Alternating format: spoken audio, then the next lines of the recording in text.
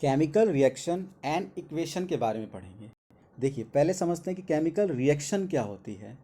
तो ये देखिए ये केमिकल रिएक्शन एक ऐसी प्रोसेस है जिसमें न्यू सब्सटेंस बनते हैं विद न्यू प्रॉपर्टी। ठीक है। और इसमें जो सब्सटेंस बनते हैं वो एक भी हो सकते हैं या एक से ज़्यादा भी हो सकते हैं। तो इसी प्रोसेस को हम क्या कहते हैं, केमिकल रिएक्शन, जिसमें कि क्या हो, न्यू सब्सटेंस बने न्यू प्रॉपर्टी के साथ। प्रॉपर्टी क्या होती है इसको बताता हूँ। जैसे कि अगर मान लो कोई लिक्विड फॉर्म में है और जो रिएक्शन होने के बाद उसकी जो नेक्स्ट फॉर्म बनती है, जो प्रोडक्ट आता है हमारा, वो क्या पता सॉलिड हो सकता है या फिर गैस स्टेट में। तो इसी को हम क्या कहते हैं, न्यू प्रॉपर्टी कहते हैं। पहले कुछ और था और रिएक्शन होने के बाद कुछ और हो गया। राइट। देखिए रिएक्टेंट्स क्या होता है। देखिए ये एक ऐसा सब्सटेंस है, ऐसा सब्सटेंस जो केमिकल रिएक्शन में पार्टिसिपेट करे। राइट। केमिकल रिएक्शन में जो सब्सटेंस पार्टिसिपेट करता है उसको हम कहते हैं रिएक्टेंट्स। प्रोडक्ट, प्रोडक्ट क्या होता है, वो सब्सटेंस जो केमिकल रिएक्शन में फॉर्म हो। ऐसा सब्सटेंस जो केमिकल रिएक्शन में बनता हो या फॉर्म होता हो उसी को हम क्या कहते हैं, प्रोडक्ट बनता है। यानी एक केमिकल रिएक्शन में होने से पहले वो जो होता है, जो सब्सटेंस होता है उसको हम कहते हैं रिएक्टेंट। और जो केमिकल रिएक्शन के बाद बनता है यानी जो फॉर्म होता है उसको हम क्या कहते हैं, प्रोडक्ट। इसके कुछ एग्जांपल हैं, digestion of food, respiration, rusting of iron. यानी जो हम आसपास आप देखते होंगे कि आयरन रस्ट हो रहा है, यानी आयरन में जंग लग रही है, तो वो भी क्या है, एक प्रकार की केमिकल रिएक्शन है। या फिर मैग्नीशियम रिबन को बर्न करना, या फिर फॉर्मेशन ऑफ कर्ड यानी दही का जमना भी क्या है, केमिकल रिएक्शन। देखिए केमिकल रिएक्शन में क्या क्या इन्वॉल्व होता है वो देखते हैं। तो सबसे पहले क्या होता है कि चेंज इन स्टेट, यानी कि अगर रिएक्टेंट केमिकल रिएक्शन से पहले लिक्विड है या फिर सॉलिड है या फिर किसी भी स्टेट में हो, तो इसकी स्टेट में भी चेंज हो जाए केमिकल रिएक्शन होने के बाद। बाद में ये किसी और फॉर्म में, जैसे कि दही जमने से पहले लिक्विड फॉर्म में होती है और जमने के बाद किसी और फॉर्म में चली जाती है।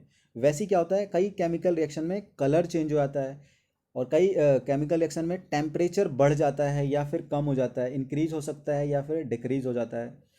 और कई केमिकल रिएक्शन में गैस का इवोल्यूशन यानी गैस निकलती है। राइट। तो देखिए केमिकल इक्वेशन को कैसे रिप्रेजेंट करें, तो इसकी दो टाइप्स होती है।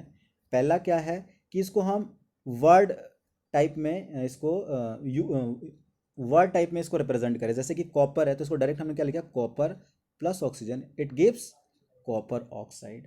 दूसरी क्या है इसके रिप्रेजेंटेशन, कि इसके केमिकल फॉर्मूले को यूज़ कर लें। जैसे कॉपर है जो, उसको हम कैसे Cu से रिप्रेजेंट करते हैं तो Cu लिख लिया। ऑक्सीजन है तो उसको हमने O2 से रिप्रेजेंट कर दिया। और जो जो प्रोडक्ट बनता है कॉपर ऑक्साइड उसको CuO, इस तरीके से हमने इसको क्या रिप्रेजेंट कर दिया। Right. Type of chemical reaction, अब हम केमिकल रिएक्शन की टाइप्स को पढ़ेंगे, जिसमें कि पहला टाइप क्या है, कॉम्बिनेशन रिएक्शन। यानी कि कॉम्बिनेशन यानी इसके नाम से ही पता लग रहा है कि कुछ चीज़ कंबाइन हो रही है।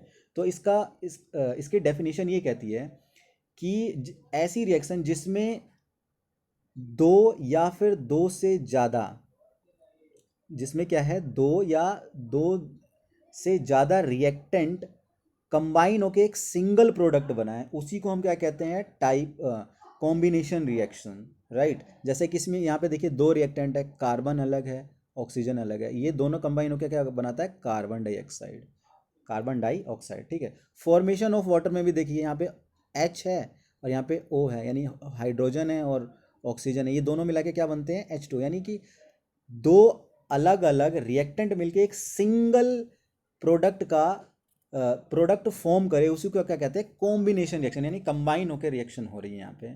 वैसे ही यहाँ पे अगर आप थर्ड एग्जांपल देखें तो यहाँ पे क्या है, क्विक लाइम, कैल्शियम ऑक्साइड वो हमारे वाटर के साथ मिलके क्या बना रही है, slack lime, calcium hydro oxide.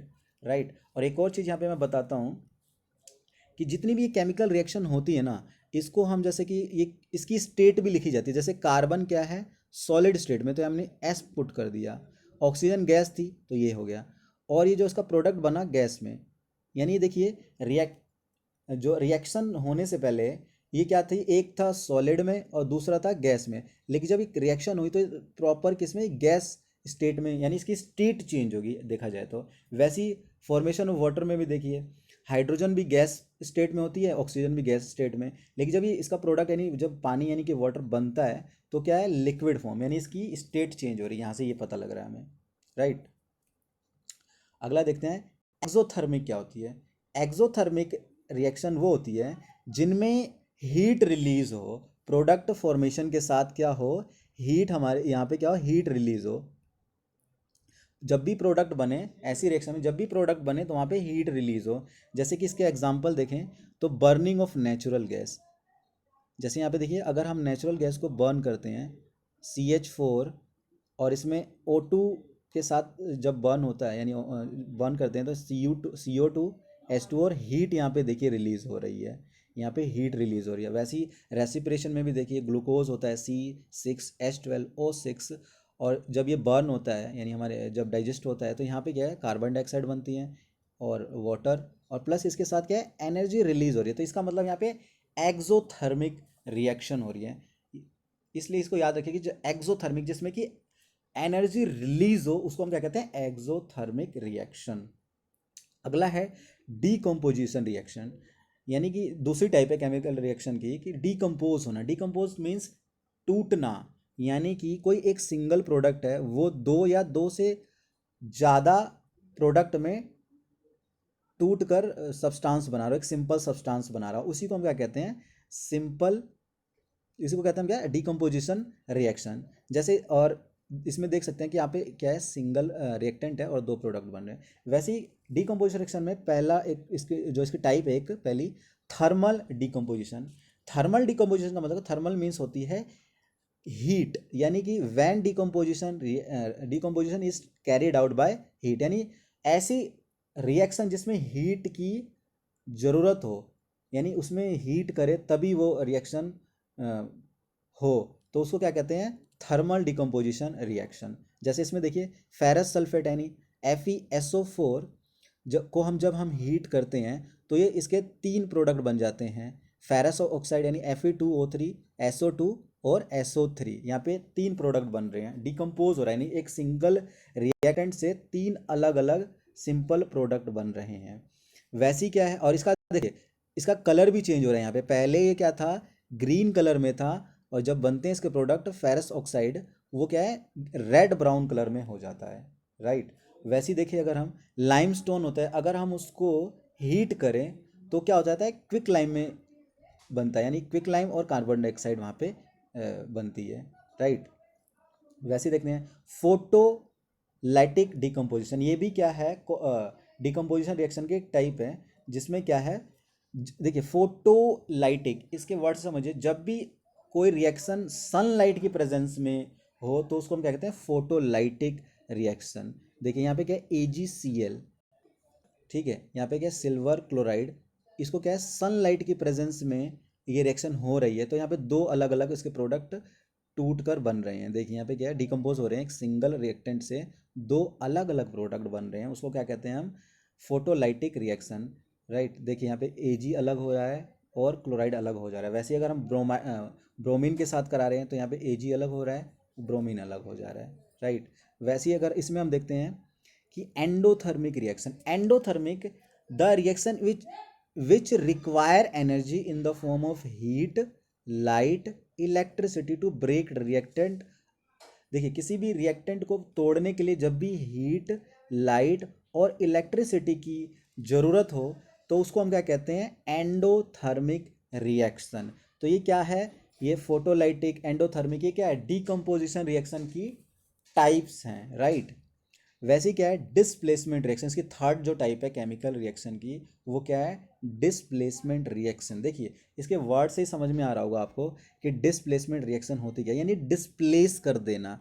The chemical reaction in which more reactive element displace less reactive. इसमें क्या होता है कि जो मोर यानी ज़्यादा हाईली रिएक्टिव एलिमेंट जो है वो दूसरे लेस रिएक्टिव वाले एलिमेंट को डिस्प्लेस करके सॉल्ट सॉल्यूशन बनाए। यहाँ पे देख सकते हैं आप, जो Fe है ये क्या है, कॉपर से ज़्यादा रिएक्टिव है, जो Fe यहाँ पे ये क्या है कॉपर से, तो इसने इसको क्या है डिस्प्लेस करके खुद ही FeSO4 बन गया और कॉपर को इसने अलग कर दिया। तो यहाँ पे क्या ये डिस्प्लेसमेंट रिएक्शन हो रही है, राइट। वैसे ही यहाँ पे नीचे देख सकते हैं आप कि जो जिंक है वो कॉपर से ज़्यादा रिएक्टिव है, तो इसने जिंक ने क्या है कॉपर को डिस्प्लेस करके खुद यहाँ पे आ गया,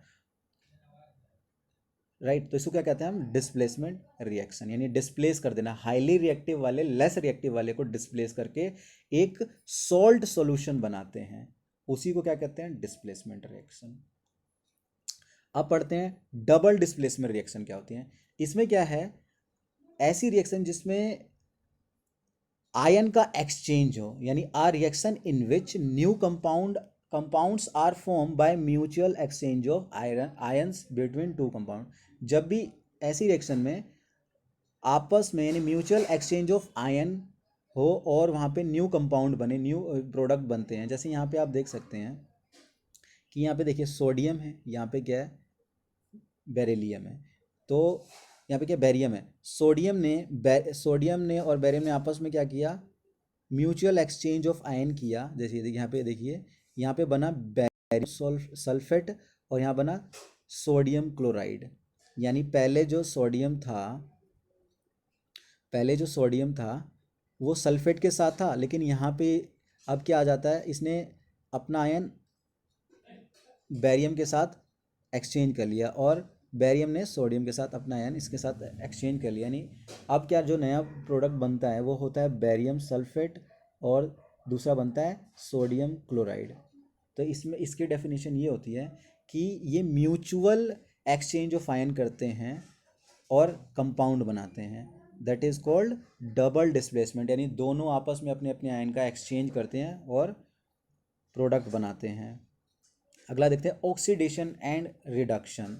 इसमें क्या होता है, देखिए ऑक्सीडेशन जिसमें ऑक्सीजन का ऐड हो, ऐसे reactant, the addition of oxygen to the reactant that is called oxidation. यानी रिएक्टेंट में ऑक्सीजन का ऐड हो, उसी को हम क्या कहते हैं ऑक्सीडेशन। और दूसरा क्या है, the removal of hydrogen from the reactant. अगर रिएक्टेंट से हाइड्रोजन को हम रिमूव करें तो वो भी क्या कहलाएगी ऑक्सीडेशन रिएक्शन।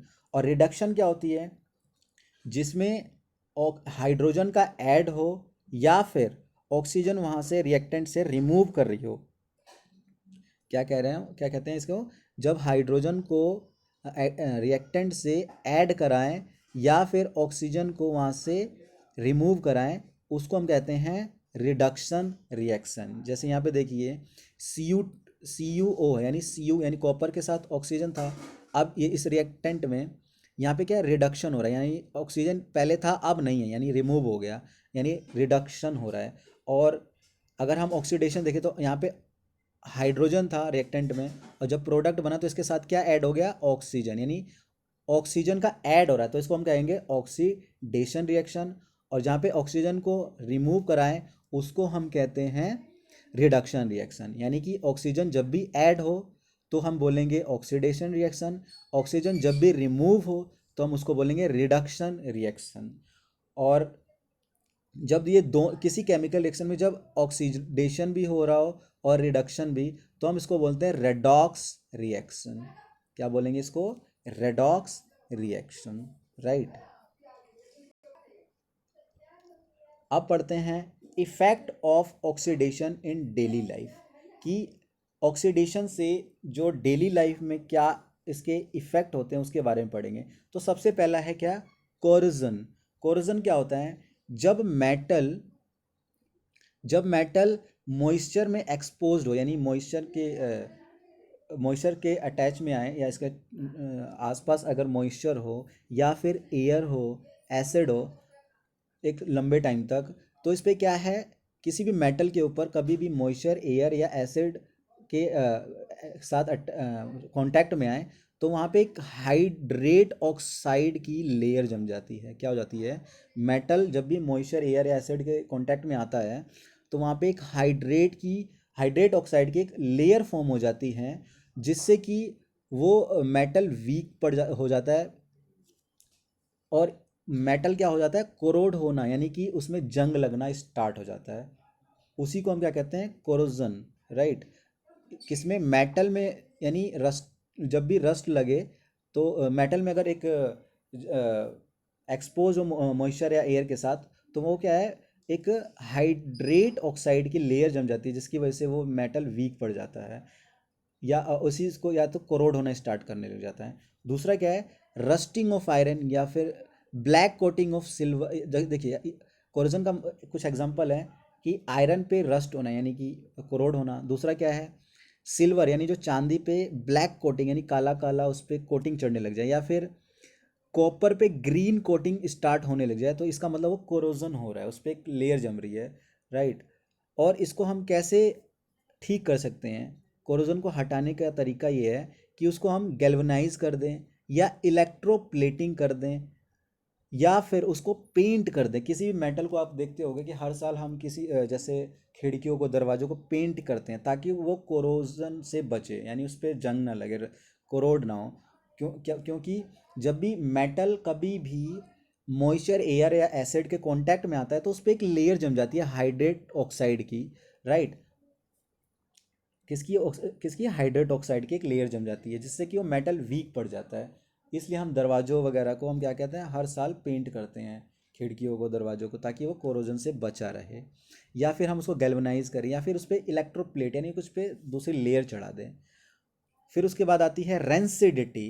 देखिए the oxidation of fat and oil when expose to the air as known as rancidity. जब भी फैट या ऑयल का ऑक्सीडेशन हो, यानी कि जब हवा के कांटेक्ट में आए, एयर के कांटेक्ट में आए, तो क्या हो जाता है, वो ऑक्सीडाइज होना स्टार्ट कर दे जाता है। जो भी जैसे हमारी ऑयली चीज़ होती हैं या फैटी चीज़ होती हैं, जब भी वो एयर के कांटेक्ट में आती है तो ऑक्सीडेशन स्टार्ट कर देती हैं। तो इसी प्रोसेस को हम क्या कहते हैं, रेंसिडिटी। रेंसिडिटी। तो इसकी वजह से होता क्या है, इसकी स्मेल बेकार हो जाती है, टेस्ट इसका चेंज हो जाता है, बैड टेस्ट आता है, बहुत गंदी स्मेल आती है, और टेस्ट भी इसका गंदा हो जाता है। इसी को हम क्या कहते हैं, रेंसिडिटी, राइट। ये क्या है, ये ऑक्सीडेशन के कुछ एग्जाम्पल थे, ये जो हमारी डेली लाइफ में होते हैं। अच्छा, इससे कैसे बचा जाए, रेंसिडिटी को कैसे प्रिवेंट किया जाए, ये यहाँ पे कुछ मेथड हैं, उसके बारे में समझते हैं। देखिए पहला क्या है कि एंटाऑक्सीडेंट उसमें ऐड कर दिया जाए, उस फूड में एंटीऑक्सीडेंट वहाँ पे ऐड कर दें, तो हम रेंसिडिटी से बच सकते हैं। दूसरा क्या है, एयर टाइट कंटेनर में अगर किसी चीज़ को रखें तो वो रेंसिडिटी से बच सकता है। उस प्रोसेस या रेंसिडिफिकेशन को क्या कहा है, उस प्रोसेस को वो स्लो कर देगा। तीसरा क्या है, उसको फ्रिज में यानी रेफ्रिजरेटर में उस फूड को हम अगर रख दें तो रेंसिडिफिकेशन क्या है, स्लो हो जाता है। इसलिए हम खाने की चीज़ें जो भी होती हैं हम उसको क्या है, फ्रिज में, रेफ्रिजरेटर में उसको रख देते हैं ताकि कई दिन तक वो सही रहती है, राइट। उसके बाद क्या है, आपने देखा होगा कई ये जो चिप्स या कुरकुरे के पैकेट्स आते हैं उसमें गैस भरी होती है, तो क्या होता है कि हम ऑक्सीजन को हटा के, रिप्लेस करके, ऑक्सीजन को रिप्लेस करके उसमें क्या दूसरी गैस डाल देते हैं, जैसे कि नाइट्रोजन वगैरह डाल देते हैं। तो इस तरीके से क्या है कि ये रेंसिडिटी से हम उस प्रोडक्ट को प्रिवेंट कर सकते हैं ऑक्सीडाइज होने से, राइट।